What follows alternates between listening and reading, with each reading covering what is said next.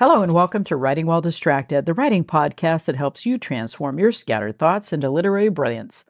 I'm your host, Brenda Murphy, your NeuroSpicy writing coach. Stay tuned as we discuss genre conventions, continuity, and research.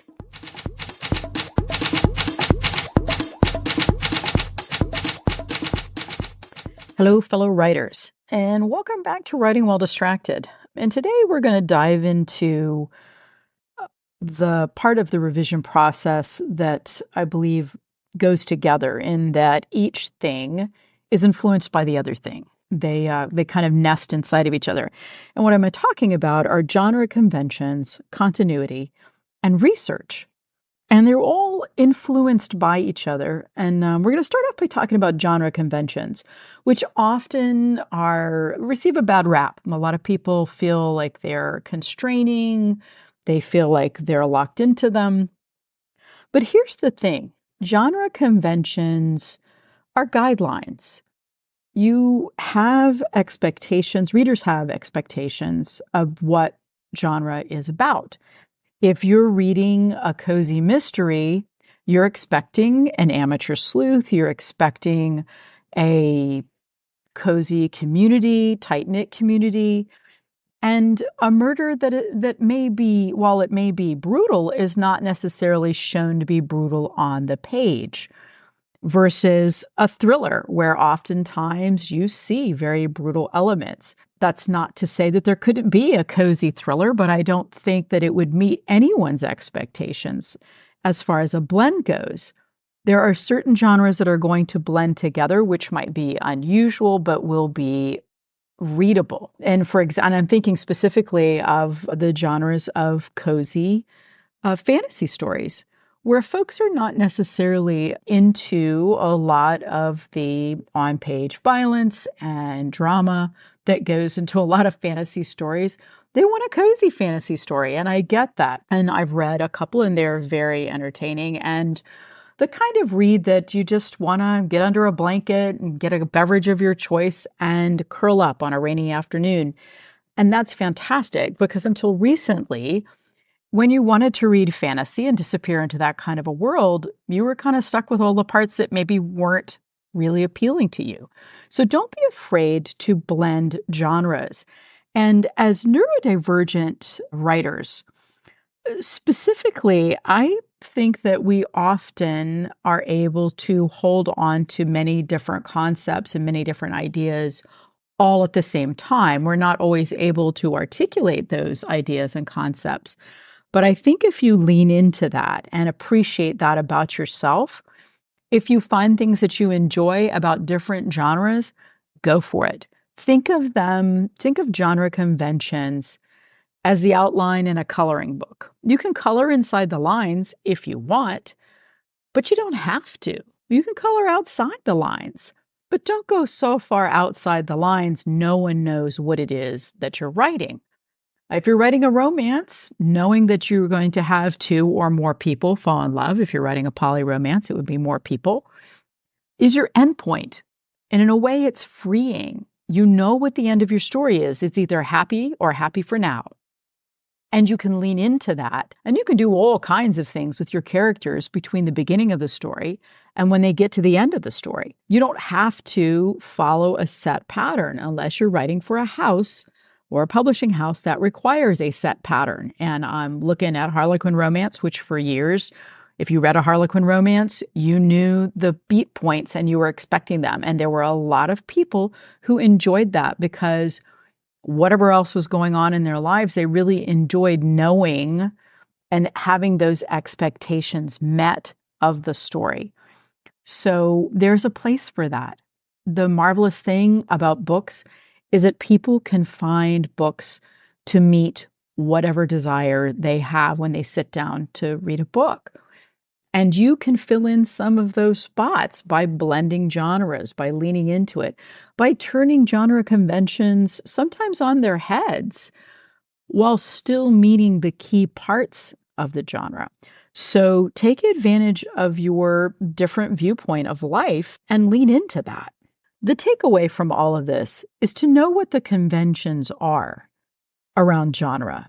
but feel free to bend and twist them in whatever way you like. Think of them as guidelines, not absolute dictates. So now we're going to move on to story continuity. And this is where you keep your storyline, the threads of your story intact. And in continuity, some people are like, well, what exactly are you talking about when you say continuity? What I'm referring to is that your characters, the settings, the events are consistent. The details are consistent.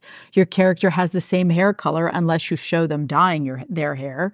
They have the same eye color. They have the same house unless you show them moving. I mean, things like that. Or length of times. We've all had the experience of reading a book where the character's hair color changes from blonde to brown with no explanation, or that someone has a major injury, say they break their leg, and 2 pages later, without any explanation, they're walking around on it, instead of showing us the time that went into the healing and the process. The readers have to know, otherwise it's very jarring and it will yank your readers out of the story.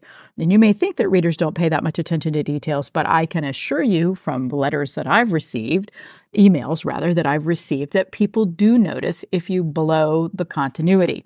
So do yourself a favor and try and keep up with that. Now, here is the part that's difficult for most neurodivergent people. Our brains don't work like everyone else's. And it can be a real struggle to keep track of all those details.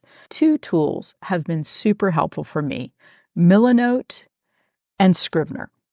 They may not be for everybody. I also have used a spiral notebook to keep track of details.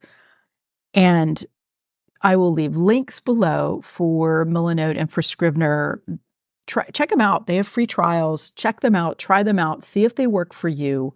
Scrivener, I've talked to you about before. It lets me stick in there every single odd bit of weird research and details that I need to in order to keep myself on track and keep my stories consistent.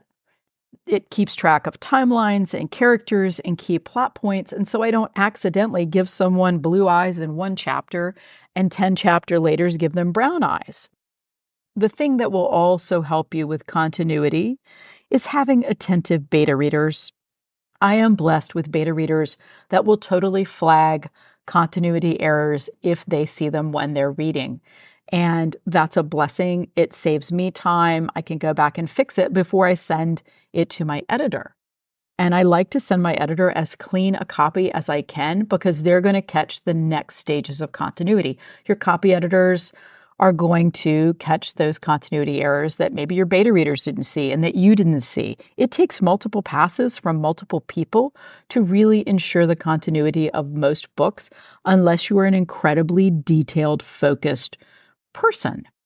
Most neurodivergent people that I know fall into one or two categories. They're either very detail-oriented and they would never have a continuity error because their brains are very, very good at picking up differences and things that are wrong or changes that they made that they didn't mean to. There are those of us like myself that my brain is a basket of kittens trying to get out most days, and I struggle with continuity. Whichever camp you fall into, use those tools to help yourself find a way to do it. It could be, like I said, it can be as inexpensive as a notebook and as simple as a notebook, where you write down those things that are important about your character and keep them in one place so you don't have to go back, if you're writing a series, and read through the entire series to see what color eyes your character has. The other thing about writing a series is that is a huge amount of continuity and keeping track of your characters. If you're writing a series, I am going to suggest that you make master character sheets that you keep all the information about that character in one place. And again, it can be a spiral notebook, but keep track of those characters so that if you're writing and you're in revisions, and don't do this while you're writing, if you can't remember the eye color and you're worried, you're questioning yourself, just write the eye color down that you come up with, put brackets around it and say, check this. Anytime that I'm working on a series book and I have questions about what I called something or how I referred to something or what color somebody's eyes were, their hair color, I put little brackets around it and say, check this. Same goes for spelling. I write a fantasy series. Am I spelling their made up names correctly throughout the series? That's super important because in a fantasy series, you create entire towns and worlds and civilizations and objects and people and animals that have unique names. You need to keep track of those. Make a list. Either do a Word document or keep it in a notebook. I suggest a Word document of all of those things that are unique names for your world, because when you send your book off to your editor, you're going to want to send them that list because otherwise they're not going to know if you spelled something right or not. Is this a typo? Is this how this is spelled? Who knows? But having that list will help you when you're in revisions go through and make sure that you've got the names spelled correctly, that you've got the places spelled correctly. It's a lot. And again, revisions can seem really overwhelming. And this is another one of those places where I'm going to suggest that you take time, that you dedicate however much time you have to just doing revisions. Don't work on new writing, don't work on new books. But if you're revising a book, focus on revising that book, that one book, so you can get it off your desk and get it out to your editors. The other thing that I'm going to suggest is that when you're writing your manuscript and when you're making those notes to yourself, if you have an idea of where you might find that information, include that in your bracketed note to yourself. And I've spoken before that when I write my first draft, anything that I'm going to have to look up or research, I enter that in brackets, and I consistently use brackets so that when I get to the end of my document, I can search for bracketed content, and then I can have a whole list of what things I need to research or look up as I'm writing my manuscript. But it doesn't derail me while I'm writing my first draft. And that's the thing. You don't have to worry about it while you're writing. You can fix those in revision. Don't interrupt your writing process to go down the rabbit hole of looking up things that you need to know in previous parts of your manuscript. Just write what you're thinking in the moment and fix it later. Don't give away your writing time to editing. It's two different mindsets, creative mindset versus the analytical editorial mindset. So don't do that. To be clear, the thing that you can do to help yourself the most with consistency is to create some kind of, they've been called story Bibles or a master sheet of characters, notes, whatever you need to do. Keep it in one place, keep it in a place you can find it. Be as consistent as you can. And again, as a neurodivergent person, consistency can be hard. That's why I suggest simpler methods, either doing it right inside the manuscript or in a notebook on your desk. In Scrivener, I love Scrivener for that fact. There is when I'm working on a page of the manuscript, I can write whatever notes I need to write to myself about what I need to look up in a little column on the left that I can go back to. There are so many tools out there to help you. Check out Milanote, check out Scrivener. Go get yourself a spiral notebook if you're struggling with continuity. Just keep it by your desk when you make up a character. And sometimes we make up characters on the fly because we're pantsers. We don't plot. We're just making it up as we go along. Write little details about those characters in your notebook, in your spiral notebook. So then later, when you need to figure out, well, did they have long hair? Did they have short hair? What kind of person are they? Did they have a tic? Did they have something that's identifying, a little habit? You can go back to your notebook and find that information. All right. So we've talked about genre conventions and we've talked about continuity. And now we're going to talk about research. And research for neurodiverse people, it's hard sometimes to do a deep dive into research without drowning in the amount of material. And we tend, a lot of us, to hyperfocus and become so absorbed in what we're doing, we lose track of time. And we are so interested in a topic, we can find ourselves becoming just obsessed with it. I mean, I know there are many of you out there that you've started Googling online to find one fact, one tiny fact, and you end up 3 hours later knowing everything there is to know about plumbing and how to become a plumber and how many hours it takes to take the test. So much details about plumbing that you're probably, unless you're going to be a plumber, never use. Because as much as we love research, only a fraction gets into our stories. No one wants to read the amount of detail that you're going to know about a specific area if they're reading your novel. They're reading a novel for fun, not education, although it is nice to put in little tidbits that people may learn as they read. A lot of people who write historical novels sometimes will have notes in the back about events that they base their novel on, and I always find that fascinating. But they do not interrupt their manuscript and their storytelling to present 5 pages on how matches came into being. Pay attention to that and separate your research time from your writing time. This, I think, derails more people in writing their first draft than just about anything. The ability to flip over into a search engine and look up questions that you have while you're writing your manuscript. I'm going to suggest 2 ways to deal with that. 1, that spiral notebook next to your desk. And I'm not saying doing it in a document. If you need to do it in a document, if you need to dictate, do it that way. I choose a spiral notebook because I work with my manuscript filling my entire computer screen so that I'm not distracted by any other applications that I might slip into to distract me or derail me, because it is a small step from Googling something to just popping over to check your social media account or anything else that you happen to find distracting in the moment. That spiral notebook is your best friend, or composition book, or index card, whatever piece of paper, it doesn't matter. Keep it next to your desk. If you have a question that you bump into while you're doing your first draft, like when were matches invented, write that down so that you can research it later. Research brain is not the same as manuscript brain, is not the same as revision brain or editing brain. Those are very different skill sets. Creative writing is not research. Research feeds into your creative writing. Knowing when those things happened can lend veracity to your manuscript and make it believable. And that's what you want. You want the little parts, especially if you're writing contemporary novels, you want things to be real and to actually happen. If you're writing historical fiction, even though the story is fictional, you want to stay consistent with your time period and do research so you can put those events into your story that make it much more entertaining and relatable and real. And that's what we're going for here. If you're writing, whatever you're writing, you want it to feel real. If you're writing science fiction, even though you can be creative about the science that you put into it, underneath all of that is some foundation of real science in the real world. And that's what you want to look at. Even if you're creating a magical system, sometimes it's good to do research to see what people have already done.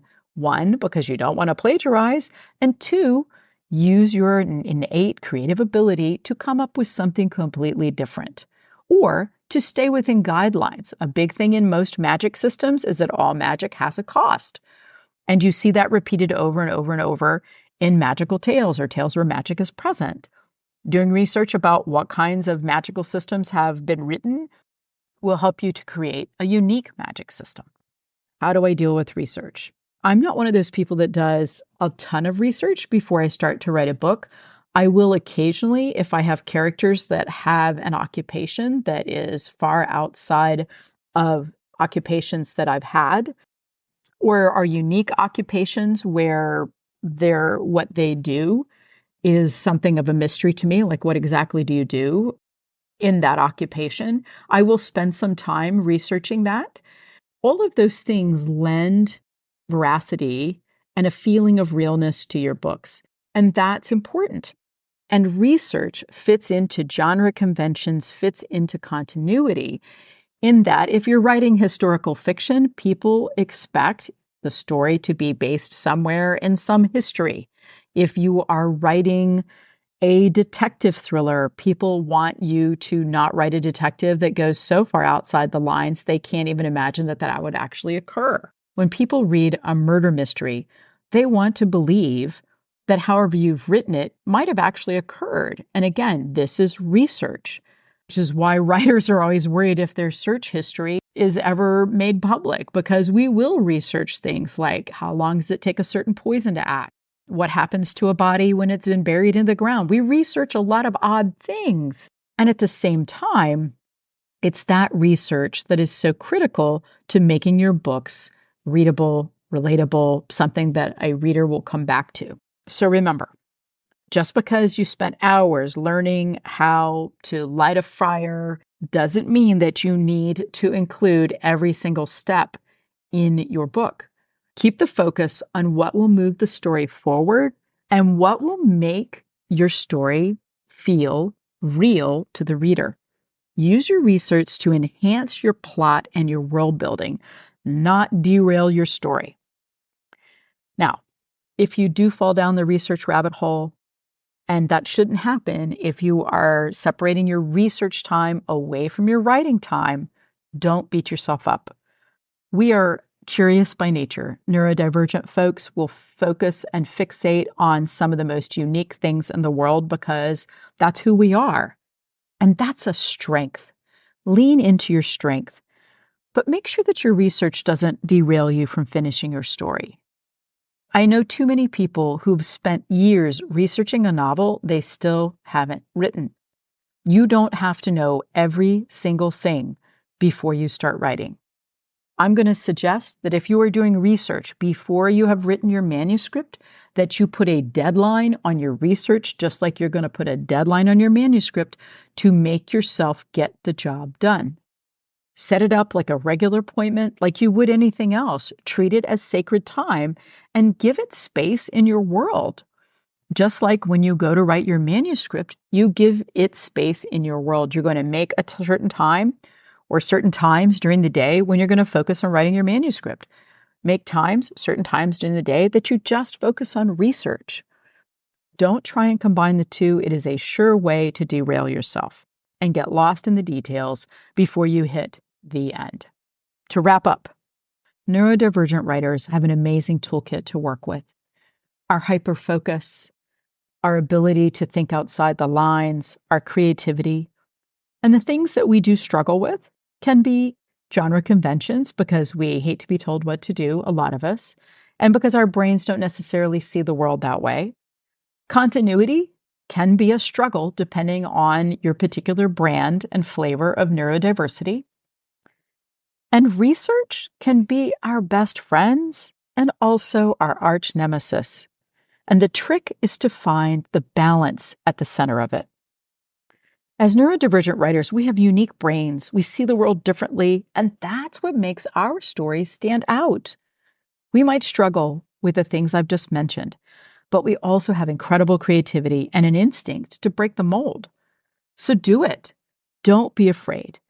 Don't back off and not write because you think you can't meet expectations of a certain genre. Bend those expectations. Create a world that is yours and yours alone, and get in there and have fun. That's the biggest thing. If you're not having fun writing your manuscript, you're doing it wrong. Writing, although difficult, should never be miserable. I don't believe in that. I believe that you should write what makes you happy and what brings joy to you. And if you don't like what you're writing, it is perfectly fine to stop and start again. Start writing something that will bring you joy, that will make you happy, not because it's the latest thing and everybody's writing whatever is popular in the moment. Don't worry about that. Write the book that you want to write. Write what makes you excited to sit down at your keyboard whenever it's time to write. In this podcast, I'm going to offer a little challenge. If you've been struggling with one of these issues, genre conventions, continuity, or really just overwhelmed yourself with research, I'm going to suggest you pick one of the tools that I've listed in the show notes and give that a try. Scrivener has a real 30-day test drive wherein it's 30 days of use, not 30 calendar days. Milanote has a free version of it. Try it out. See if it'll work for you. And if they do, take advantage of it. Okay, that's it for me today. Thank you so much for hanging out with me. And if you like this episode, please be sure to subscribe and leave a review. It really helps me get the podcast in front of more people. Join our community. I have an email news list, and you can find that in the show notes. There are a number of free helpful guides that you can pick up, such as my character workbook, a list of 60 ways to show character arc, a bunch of different things. And I will list all of those below and pick up the one that most appeals to you. Until next time, keep writing. Thanks for tuning in to Writing While Distracted, where we navigate the winding roads of creativity amidst the chaos of distraction. If you've enjoyed this podcast and found it useful, share it and tag me, DM me, and let me know what you found most useful. Please leave a review. It really helps get the podcast in front of more folks. Remember, in the dance between focus and diversion, every stumble is a step closer to mastering the art of writing. Join us next time as we continue to unravel the mysteries of the writer's mind. Until then, keep writing, keep wandering, and embrace the distractions that fuel your creativity. Stay tuned, stay inspired.